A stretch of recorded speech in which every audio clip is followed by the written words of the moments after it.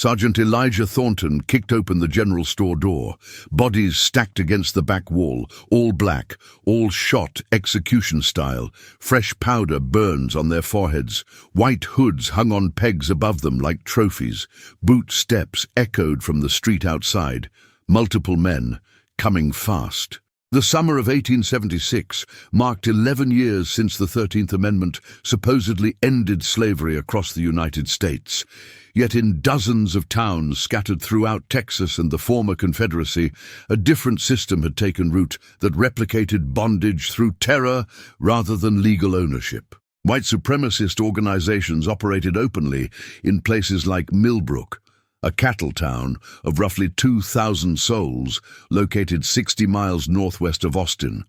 where the local militia had transformed from a legitimate peacekeeping force into an enforcement arm for racial segregation that went far beyond the already oppressive black codes that governed most of the South. These groups, influenced by pseudo-scientific theories of racial hierarchy that would later find their most extreme expression in European fascist movements, believed that racial purity must be maintained through systematic violence, and that any mixing of races or equality between them represented an existential threat to what they called civilization. The Millbrook Militia, commanded by a former Confederate colonel named Thaddeus Blackwell, who had studied anthropometry and craniology under discredited European academics, had established a reign of terror that included public executions, forced medical examinations to prove racial ancestry, mandatory identification papers for all black residents, and a curfew system that effectively imprisoned 800 freed families within a 6-block area of the town that lacked running water or sanitation. Elijah Thornton carried more than just his sergeant's stripes and the Spencer repeating rifle issued to the 27th Infantry Regiment when they mustered at Fort Davis 3 years earlier, after Congress finally authorized the formation of permanent all-black regular Army units, following decades of debate about whether African Americans possess the discipline and courage required for military service. He carried the memory of his wife Sarah and their 2 daughters, murdered 18 months prior when night riders attacked the freedmen's settlement where they had been building a new life, burning 43 homes and killing 62 people, including 29 children under the age of 10. A massacre that local authorities blamed on unnamed bandits, despite dozens of witnesses identifying members of the Millbrook Militia by name, and despite the fact that the attackers left behind their signature calling card of white hoods stained with a Red Cross symbol. The Army had sent Elijah and the other black soldiers of the 27th on routine patrol duties far from Millbrook, deliberately keeping them away from the town where the massacre occurred, but military intelligence had finally confirmed what Elijah had known for 18 months through letters from survivors who had scattered across Texas after the attack. The Millbrook Militia was not just a local hate group, but part of a larger network that spanned 7 states, with organized leadership, consistent ideology, and a long-term plan to reverse Reconstruction through systematic elimination of black communities that showed any signs of economic independence or political participation. The 27th Infantry Regiment consisted of 42 soldiers, when they departed Fort Davis on July 10, 1876, officially assigned to investigate reports of cattle rustling along the Colorado River, but carrying sealed orders from a sympathetic major in Army intelligence who had documented the Millbrook Militia's activities for 2 years without authorization from his superiors, who preferred to avoid confrontation with local white power structures. The regiment traveled light, each man carrying 40 rounds of ammunition, 3 days of hardtack and salt pork, 2 canteens and a bedroll, expecting to reach Millbrook in 5 days of hard riding across terrain that alternated between scrub brush prairie and limestone hills cut by dry creek beds that would become raging torrents during the brief summer storms that swept across central Texas without warning. Lieutenant William Foster, a 32-year-old Massachusetts native who had served with the 54th Massachusetts Infantry during the war and who had specifically requested assignment to an all-black unit, despite the fact that such a choice would forever bar him from promotion to captain or higher rank, commanded the regiment with a combination of rigid discipline and genuine respect for his men that was almost unknown in an army where most white officers treated their black soldiers as expendable labor rather than genuine troops. The men of the 27th had fought Apache raiders, survived cholera outbreaks that killed 30% of the garrison at Fort Davis, and endured the casual racism of supply officers who routinely sent them spoiled rations and damaged equipment.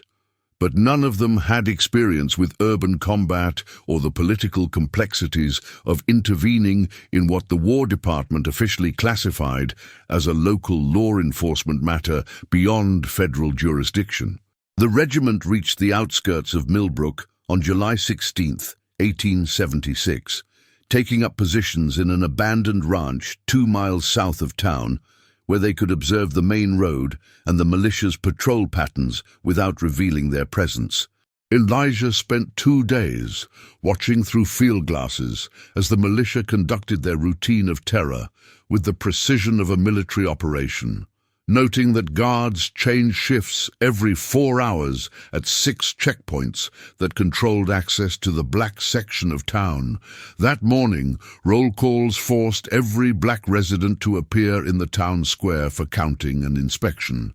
That work details left at dawn under armed escort to maintain white-owned businesses and returned at dusk to be locked into the segregated area that had been surrounded by a 10-foot wooden fence topped with barbed wire. The intelligence major's sealed orders had specified that the regiment should gather evidence and report back, that under no circumstances should they engage the militia without explicit authorization from the War Department, that their role was strictly reconnaissance. Lieutenant Foster read those orders to his men on the second night of observation, then burned the paper and asked for a vote on whether they would follow those orders or do what they all knew needed to be done. The vote was unanimous. 42 hands raised in the darkness, no discussion necessary. They would attack at dawn. Lieutenant Foster divided the regiment into 4 squads with specific objectives based on the intelligence they had gathered, with Elijah leading 10 men to secure the general store that served as the militia's headquarters and armory, while other squads would take the jail where prisoners were held without trial, the telegraph office to prevent calls for reinforcements, and the main gate to the fenced, segregated area. They moved into position 2 hours before sunrise on July 18th, using the darkness and their knowledge of infantry tactics learned through 3 years of frontier service to approach within 50 yards of their objectives without detection. Elijah's squad crouched behind a water trough across from the general store, watching as 2 militia guards stood on the porch smoking cigars and joking about the morning's planned executions. Elijah raised his hand. His men checked their rifles one final time. The eastern horizon showed the first grey light of dawn approaching. One of the guards flicked his cigar into the street and turned to go inside. The church bell in the town square began to toll, the signal to attack. Elijah stood and fired 3 shots into the general store's lock before charging across the street with his men behind him, shouting and firing. The door crashed open under Elijah's boot. He stopped. The stench hit him before his eyes adjusted to the darkness inside. Bodies, fresh ones, the back wall, all black civilians, children among them. A girl no older than his daughter. Same yellow dress, same ribbon in her hair, white hoods hanging above like decorations, like trophies from a hunt, blood still pooling on the floor. This happened within the last 2 hours. Footsteps in the street, multiple boot steps, running toward the store. Elijah spun toward the door. Militia reinforcements already responding, faster than expected. The first militia member through the door caught 3 rounds in the chest before he could raise his rifle. The second stumbled over his body and took a bayonet from Private Thomas Washington, who had been practicing that exact movement for 3 years, but had never driven steel into human flesh until that moment when muscle memory overrode the shock of killing another man at arm's length. 4 more militiamen crowded the doorway, firing blindly into the darkened store, their muzzle flashes illuminating the horror on the back wall for split seconds at a time, while Elijah and his men returned fire from behind overturned tables and flour barrels that provided cover, but would not stop bullets if the militia thought to aim low. The firefight lasted maybe 40 seconds, though it felt like an hour to every man pressed against the floor, breathing gunpowder smoke and sawdust, hearing screams from outside as other squads engaged their targets across town, knowing that the plan was already falling apart because surprise only worked once, and the entire militia was now awake and arming themselves. The smoke cleared enough for Elijah to see 5 militia bodies in the doorway and no movement beyond them, which meant either they had retreated to regroup or they were flanking the building to trap his squad inside with no exit except through the front door that was now a fatal funnel anyone would have to cross under direct fire. He counted his men in the darkness, calling each name softly and waiting for a response, relief flooding through him when all 10 answered, though Private Daniel Freeman admitted his left hand was bleeding from wooden splinters driven into his palm when a bullet struck the table he was using for cover. The armory that intelligence had reported was indeed in the back room behind the bodies, a collection of maybe 30 rifles and several crates of ammunition that the militia had stockpiled for their operations, weapons the 27th Infantry Regiment would desperately need if this fight lasted more than a few hours, because 42 soldiers carrying 40 rounds each would run dry quickly in sustained urban combat against an enemy that might number 100 or more, depending on how many. Civilians joined the militia once shooting started. The situation across Millbrook was developing faster and more chaotically than Lieutenant Foster's careful plan had anticipated when they were still sitting in that abandoned ranch, drawing diagrams in the dirt and talking through scenarios that all assumed the militia would be caught off guard and would break under disciplined fire from professional soldiers. Sergeant Robert Jackson's squad had taken the jail easily enough, killing 2 guards and freeing 17 black prisoners who had been held without charges in cells that lacked even basic sanitation.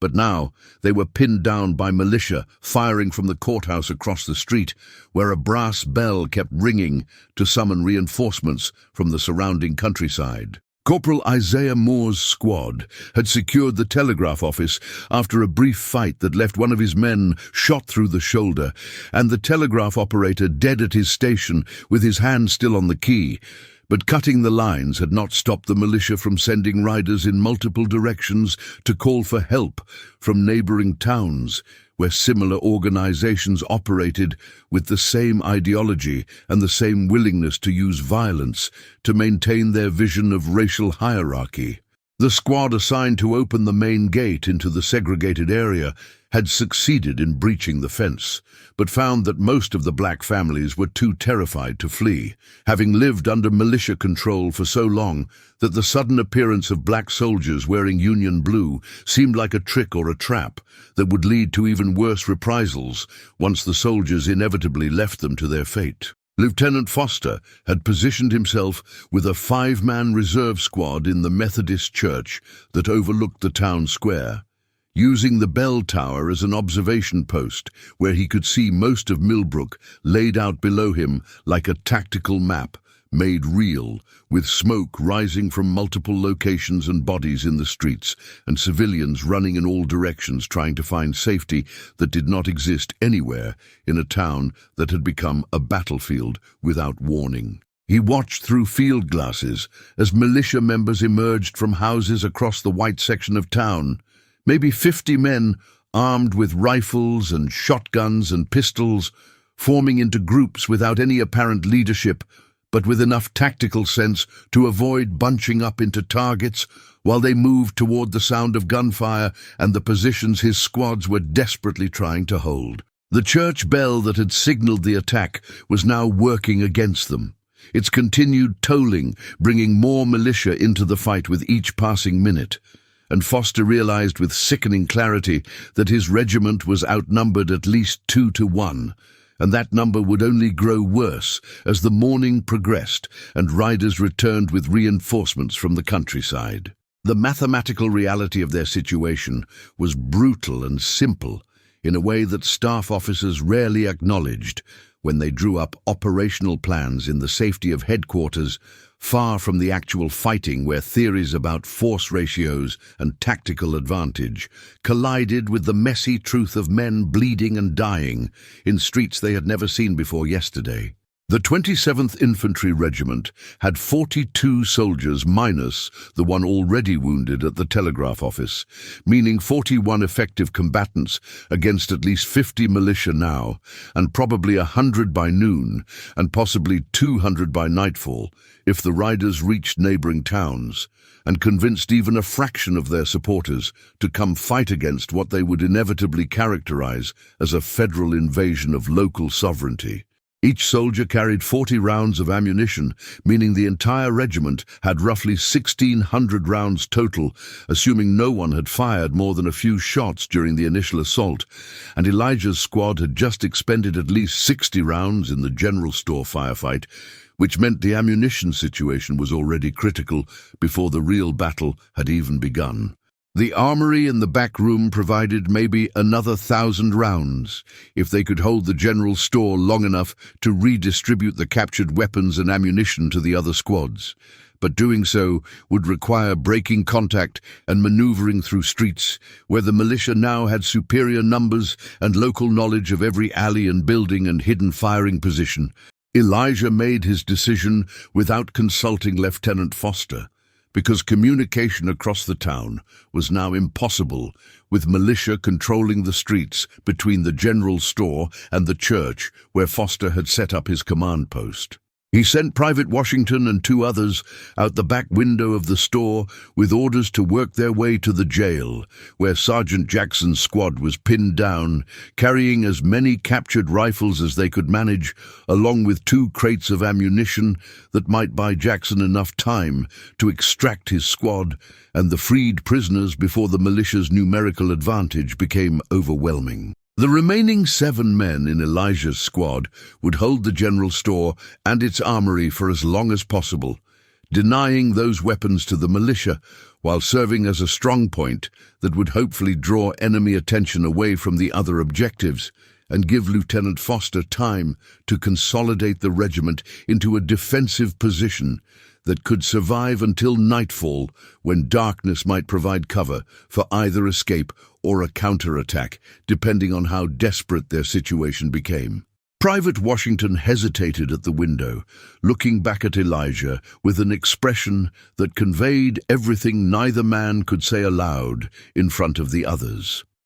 They both knew this was a suicide mission. 7 men holding a wooden building against 50 or 100 attackers would last maybe an hour if they were lucky and had enough ammunition, and if the militia did not think to simply burn them out. Washington nodded once, grabbed his rifle and the crates, and dropped through the window into the alley behind the store, where morning shadows still provided some concealment from the militia gathering in the street out front. The attack came 5 minutes later. Not bullets, but fire. Burning rags wrapped around bottles of kerosene thrown through the front windows and onto the wooden porch. The general store was built in 1862 with dry Texas timber and had not seen fresh paint in a decade. It caught fast, flames spreading across the floor, smoke filling the room, heat building. 7 men with maybe 3 minutes to decide. Stay and burn, or run and die in the street. Elijah looked at the bodies on the back wall. The children, the yellow dress, his daughter's ribbon. 3 years of service, 3 years of following orders, 3 years of swallowing rage. The fire reached the first ammunition crate. Rounds started cooking off. random shots firing in all directions. The smoke made breathing impossible. His men looked to him, waiting, burning, dying. He grabbed his rifle and kicked open the back door. The alley behind the general store ran 30 yards between wooden buildings before opening onto a side street that would either provide escape toward the church, where Lieutenant Foster commanded the reserve squad, or become a killing ground if the militia had positioned shooters at the far end to cut off exactly this kind of retreat. Elijah went through the door first, because that was what sergeants did when the choice was between asking men to die or dying yourself, and the first bullet caught him high in the left shoulder, spinning him sideways into the wall, but not dropping him because rage and forward momentum kept his legs moving, even as blood soaked through his uniform, and pain screamed through nerves that had never experienced anything like the sensation of lead tearing through muscle and scraping bone.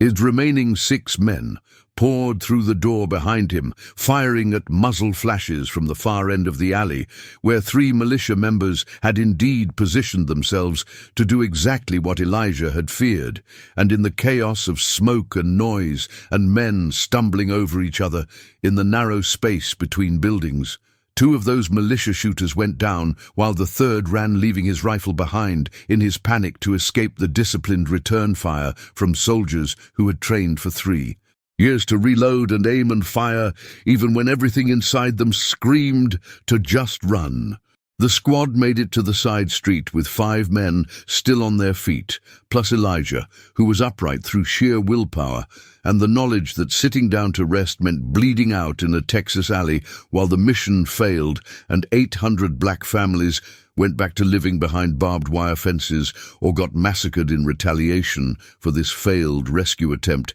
that was looking more suicidal with each passing minute. Private Marcus. No, Private Benjamin Cole helped Elijah walk by, taking most of his weight on one shoulder, while keeping his rifle ready in his other hand, an impressive feat of strength and coordination that probably saved both their lives when they rounded the corner onto Main Street and found themselves face to face with a militia patrol of 7 men who were equally surprised by the encounter and whose momentary hesitation cost them everything, as Cole fired one-handed and dropped the lead man before the others could bring their weapons to bear. The firefight that erupted on Main Street in broad daylight, with civilians still scattered throughout Millbrook, trying to understand what was happening and why federal soldiers were fighting the militia that had controlled their town for 2 years, was brief and brutal, and settled nothing except that 6 more men died in a war that nobody in Washington would ever acknowledge as a war, because officially this was just a local law enforcement matter that had gotten out of hand. Elijah's squad killed 4 militia members and lost 2 of their own in the exchange, Private Lawrence Bennett taking a shotgun blast to the chest that killed him instantly, and Corporal Vincent Shaw bleeding out from a stomach wound that no amount of field medicine could fix, because internal injuries in 1876 meant death whether it took 5 minutes or 5 hours. The mathematics of attrition were working against the 27th Infantry Regiment in ways that would have been obvious to any officer trained in actual military strategy, rather than the political calculations that governed most Army decisions regarding black troops, because losing 2 men out of a force of 42 represented nearly 5% casualties, while killing 4 out of a militia force that now numbered perhaps 90 meant less than 5% of their combat power.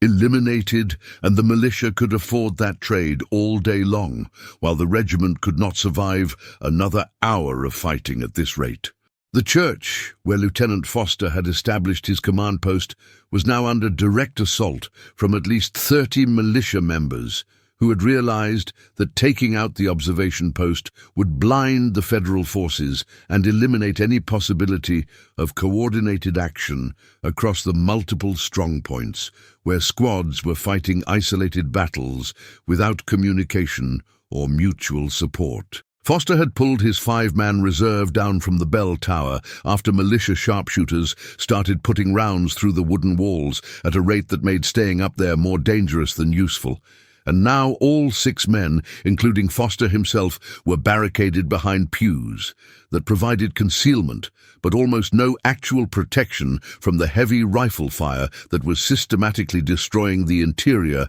of the church one bullet at a time. The Methodist congregation that had built this church in 1868, with donations from freed slaves who had barely enough money to feed their families, had created something beautiful, with stained glass windows depicting scenes from Exodus and hand-carved woodwork that represented hundreds of hours of skilled labor by men who wanted to give their children a place to worship in dignity.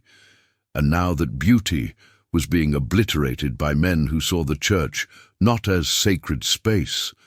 but as a military objective that needed to be neutralized, so they could continue their systematic oppression without interference from soldiers who had made the mistake of believing that wearing a federal uniform meant something in a place where local power trumped distant authority. Foster knew the tactical situation was collapsing faster than any contingency plan could address, because contingency plans assumed you had reserves to commit and options to exercise and time to make decisions. But the 27th Infantry Regiment had none of those luxuries anymore, with squads scattered across Millbrook, fighting separate battles against a numerically superior enemy that was growing more confident with each passing hour as riders returned from neighboring towns with reinforcements that turned the initial force of 50 militia into a small army of perhaps 150 fighters who shared the same racial ideology and the same willingness to die, defending what they believed was their right to maintain white supremacy through whatever violence proved necessary. The telegraph lines might be cut, but human messengers on horseback worked just fine for summoning help from the network of organizations that stretched across Texas and beyond, groups that used different names in different places but operated with the same handbook of terror and the same belief that Reconstruction had been a mistake that needed to be reversed, through systematic elimination of any black community that showed signs of independence or prosperity or political participation. The first serious attempt to storm the church came at approximately 9:30 in the morning on July 18, 1876, when 20 militia members rushed the main entrance, while another 10 provided covering fire from buildings across the street in a coordinated assault that showed these men had more tactical training than Foster had expected from what he had assumed would be an undisciplined mob of racist civilians. The assault failed when Foster's men concentrated their fire on the narrow doorway, creating a fatal funnel that dropped 7 attackers in the first 10 seconds, but the cost was ammunition expenditure that Foster could not afford, with each man down to maybe 15 rounds remaining and no prospect of resupply unless Elijah's squad managed to reach them with the captured weapons from the general store armory. The second assault came 15 minutes later from the side windows, where militia members used axes to break through the wooden walls rather than trying to force the reinforced doors. And this time they almost succeeded in establishing a foothold inside the church before Foster personally killed 3 of them with his service revolver, at a range where he could see their faces and the hatred in their eyes as they died cursing him for betraying his race by leading black soldiers against white. Men. Sergeant Robert Jackson's squad at the jail was in even worse condition, with ammunition almost gone and 3 men wounded, including Jackson himself, who had taken a bullet through his right leg that shattered his femur and left him unable to walk, but still capable of command, from behind an overturned desk where he directed return fire with the calm precision of a professional soldier who understood that panic would kill his men faster than enemy bullets. The 17 freed prisoners they had liberated from the cells were now trapped with them in a building that was slowly being surrounded by militia members who had learned from the failed assaults on the church and were now simply establishing firing positions at all exits while they waited for the defenders to run out of ammunition or water or hope. Elijah reached the church at approximately 10 in the morning with 3 men remaining from his original squad of 10, carrying 1 captured rifle and maybe 50 rounds of ammunition, which was pathetically inadequate for the tactical situation, but represented the only reinforcement Foster was going to receive because every other squad was either pinned down or out of communication or dead. The reunion between Elijah and Foster lasted maybe 10 seconds, long enough for Foster to see the shoulder wound and the blood loss, and the fact that Elijah was staying upright through willpower alone, and for Elijah to see the desperation in Foster's eyes and understand that the lieutenant had run out of clever tactical solutions and was now just trying to keep his men alive long enough for darkness to provide some possibility of escape. The militia commander finally showed himself at 10:15, Colonel Thaddeus Blackwell, walking into the town square, alone, unarmed, white flag in his hand, calling for a parley. Lieutenant Foster stepped onto the church porch, 50 rifles aimed at his chest. Blackwell smiled,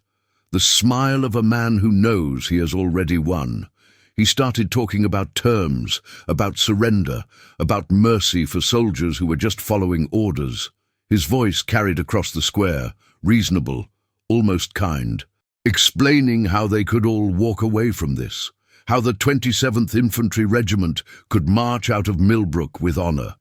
how no more men needed to die today. Elijah listened from inside the church, heard every word, every lie, every promise that would be broken the second they laid down their weapons. He looked at the faces of his men, saw them wanting to believe, wanting to live. Blackwell kept talking, kept promising, kept smiling.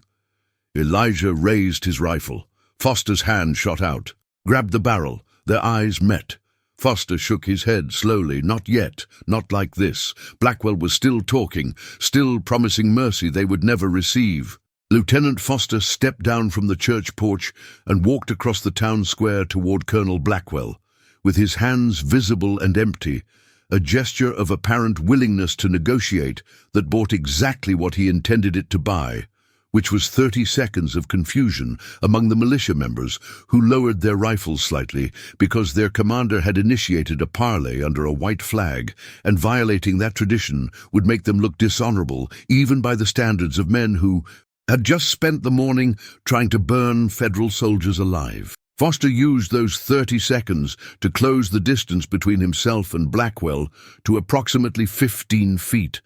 close enough to see the contempt in the colonel's eyes and the certainty that this arrogant white officer who led black troops had already lost and just needed to be shown the reality of his situation. And then Foster drew his service revolver and shot Blackwell 3 times in the chest before the militia could process what was happening and return fire that cut Foster down in the middle of the square, where he fell on top of the body of the man who had orchestrated the murder of over 60 people, including 29 children, and who had built an organization dedicated to the principle that some human beings were inherently superior to others based solely on the color of their skin. The death of their commander did not break the militia's will to fight, but instead unleashed something more dangerous than tactical coordination could ever be,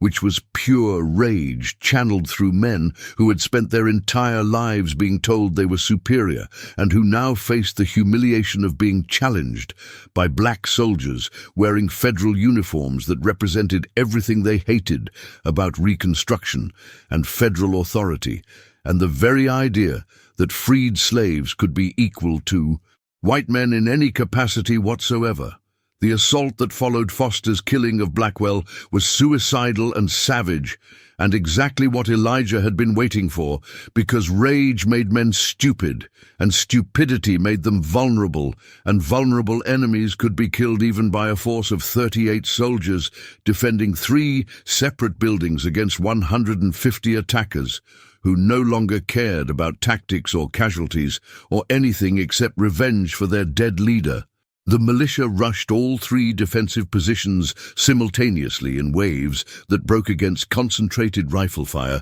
from men who had been trained to reload and aim under pressure, and who understood that this was the moment where discipline would determine who lived and who died. And for 90 minutes, the battle raged across Millbrook with such intensity that civilians cowering in their homes could hear nothing but gunfire and screaming and the sound of bodies hitting the ground as the numerical advantage the militia had enjoyed all morning became meaningless when channeled through choke points that allowed defenders to kill 3 or 4 attackers for every 1 soldier who fell. The turning point came not from the soldiers of the 27th Infantry Regiment, but from the 800 black families who had been living behind barbed wire for 2 years, and who finally understood that these soldiers wearing Union blue were not going to abandon them, and were in fact dying to give them a chance at freedom they had been denied since the end of the war that was supposed to have freed them all.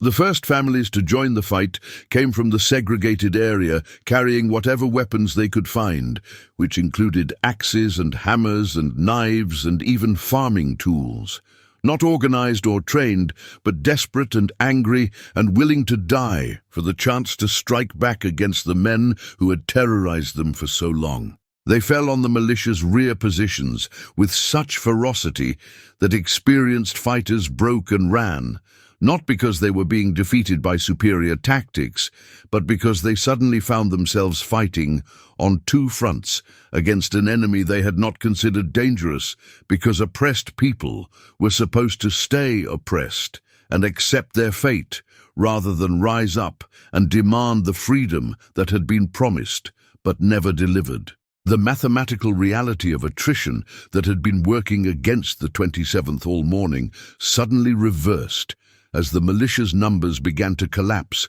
under attacks from multiple directions by defenders who had nothing left to lose and everything to gain from fighting until every oppressor was dead or fled or surrendered. The siege lasted 72 hours in total, though most of the actual combat occurred in the first 12 hours before the militia's command structure completely disintegrated, and survivors scattered into the countryside where they would later claim they had been victims of unprovoked federal aggression rather than perpetrators of systematic racial terrorism that had finally been met with legitimate military force. The 27th Infantry Regiment lost 19 men in the battle, including Lieutenant Foster, whose body remained in the town square for 8 hours, because retrieving it would have required soldiers to cross open ground under fire,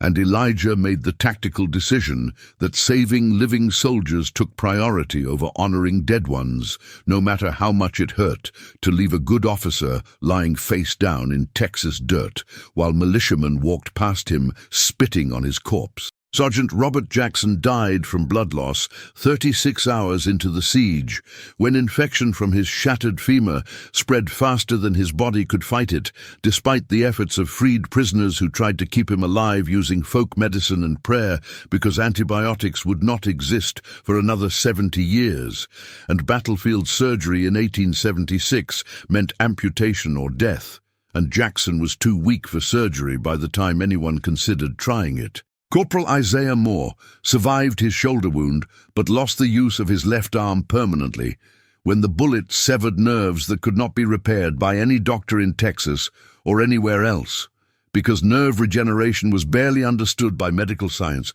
and would remain beyond treatment for another century. The final tally of militia casualties was never officially recorded, but witnesses reported at least 43 dead and dozens more wounded in fighting that turned Millbrook into a graveyard where bodies lay in the streets for 3 days in summer heat because no one wanted to approach them, while shooting continued sporadically from buildings where holdout fighters refused to surrender even after their cause was clearly lost. The 800 black families emerged from their segregated area once the fighting ended, and began the process of reclaiming a town that had imprisoned them, burning the wooden fence that had kept them contained, and destroying the documentation system that had required them to carry identification papers and submit to daily inspections of their living conditions by militia members who treated human beings like livestock that needed constant supervision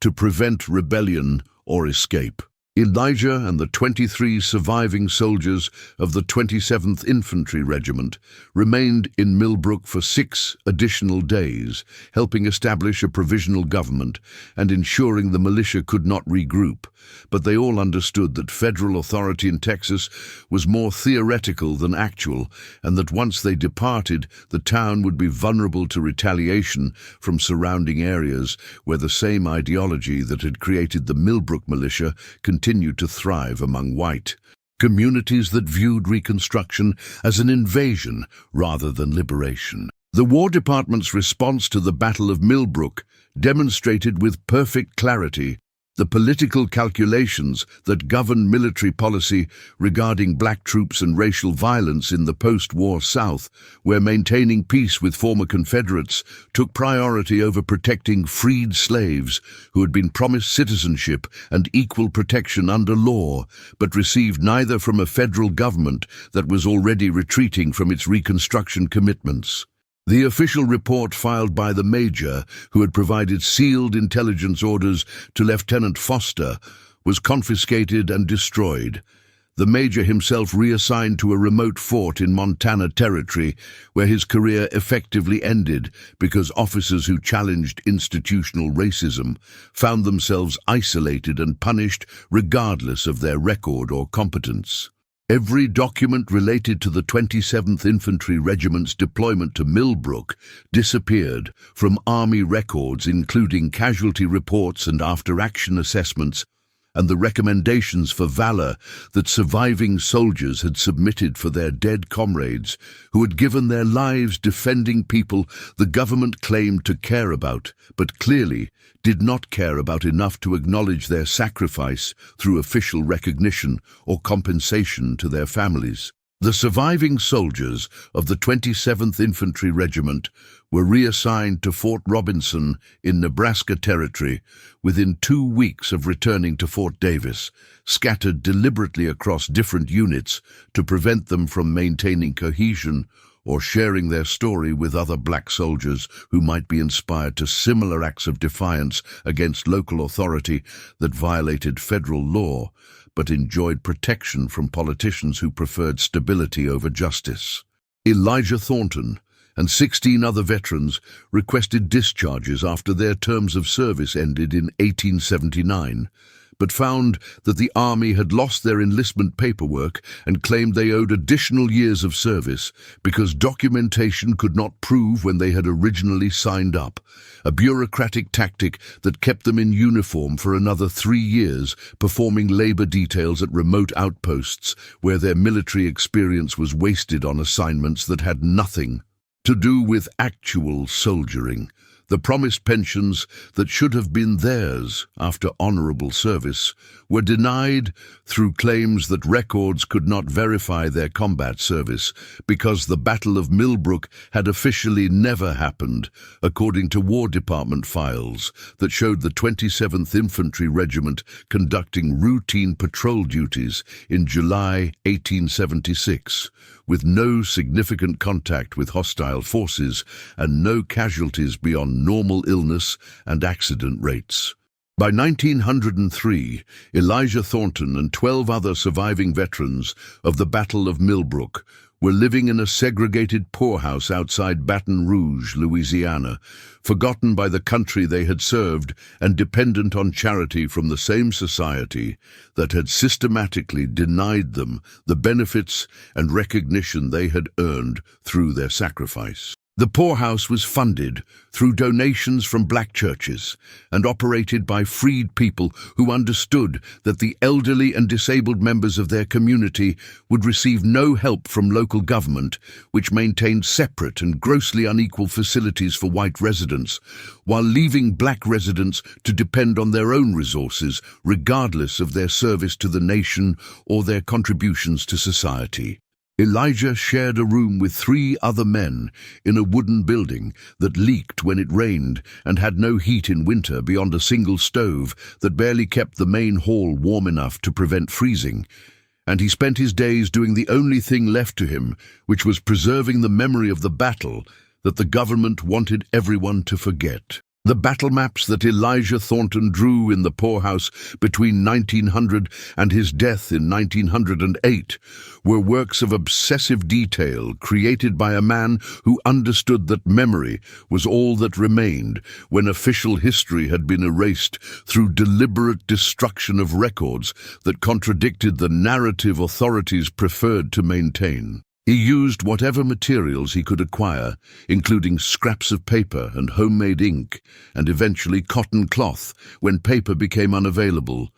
drawing from memory the exact positions of buildings in Millbrook and the placement of squads during the 72-hour siege, and the locations where 19 soldiers had fallen, including Lieutenant Foster's body in the town square, and Sergeant Jackson's final stand at the jail, and every other detail that might allow someone in the future to reconstruct what actually happened when 42 black soldiers decided to fight for people the government had abandoned. His niece inherited the maps after his death, and over decades they were passed down through 5 generations of family members who kept them without fully understanding their significance until 1987, when a historian researching black military history in the post-Civil War period discovered them sewn into a quilt that had been stored in an attic in Atlanta, where Elijah's great-great-granddaughter lived. Knowing only that her ancestor had been a soldier